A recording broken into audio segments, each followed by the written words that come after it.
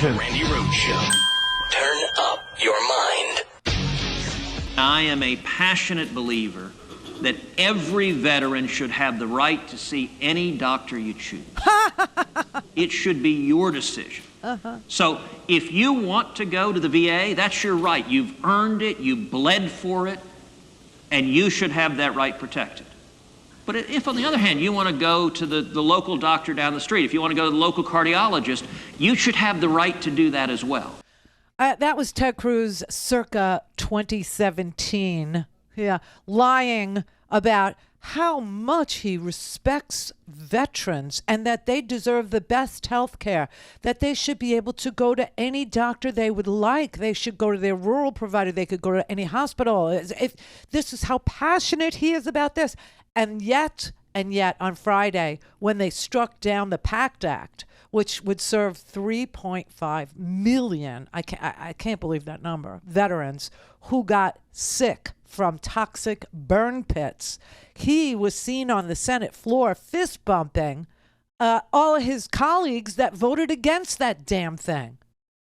And whatever happened to their repeal and replace Obamacare? Where's the replacement? Where's their health care plan? They don't have one. Let me take the mystery out of it for you. They lie. They lie about everything. And so Pat Toomey, who's leaving Pennsylvania, and we do hope that we'll be swearing in Senator John Fetterman in his place next January. We just do. He went on the TV to try and lie about why they were against the veterans' health care plan. This is the oldest trick in Washington.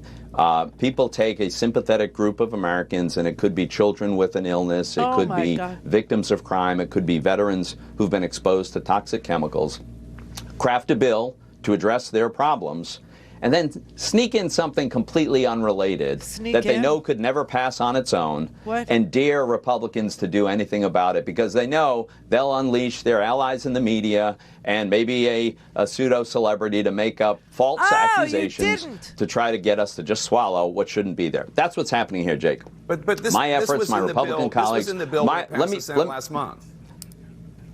Yeah, and we were promised that we'd have an opportunity to offer an amendment to change After it this. passed? And then, of course, that was reneged on. What?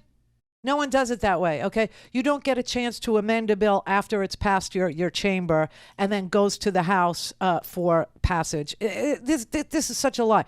And did he just call Jon Stewart a pseudo-celebrity on top of it? And to add insult, to injury to his insult, he just classified veterans who need cancer care and respiratory therapy and all kinds of care for 20 different illnesses that came as a result of inhaling jet fuel and human waste and toxic things that were thrown into a burn pit, okay?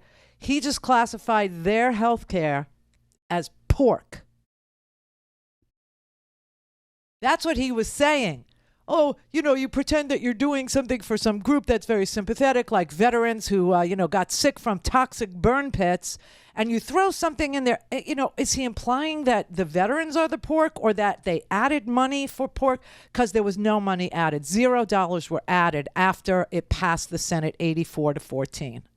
Now, I can't believe that 14 Republicans voted against it to begin with, but now you have about 25 of them that are voting against it.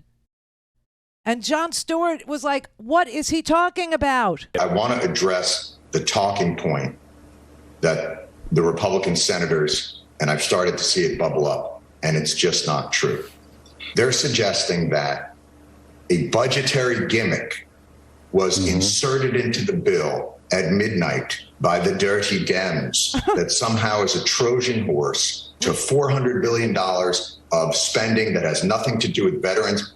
And I'll say this, the most despicable part of this whole thing is watching on the Senate floor, Ted Cruz fist bumping and then patting each other on the back when they blocked this bill. Josh Hawley and Pat Toomey celebrating their victory over veterans with cancer. Way to go, guys. Yeah, you win. win. Finally handed it to big veteran with cancer.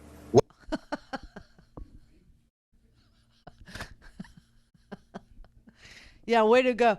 That's what I keep telling you. If you win, what will you have won? Way to go of dominating big vets with big cancer. Yeah, way to... There was no $400 billion budgetary gimmick, period. You know, here's the thing. The way you pay for things in the United States, in legislation, is either they're discretionary funds, meaning once you appropriate them, well, you can use them for other things, or mandatory spending items. This particular bill had mandatory spending for veterans' health. Period. End of story. The House Republicans tried to turn it into discretionary spending. They're the ones that are actually pulling the roost. They're the ones with the gimmick. They're the ones that are trying to say, let's make it discretionary, then we could steal. It's so sick, and it's always ass backwards, and it's always disgusting, and it's always at the expense of the person who doesn't have a lobbyist. This is why Jon Stewart is such a special human, in that he did this for the 9/11 first responders when they got sick and their money ran out, because their money was capped, because there was a certain amount of money that would be spent on their health care and not a nickel more. And that's what's going on with this bill, too. It's the same scenario.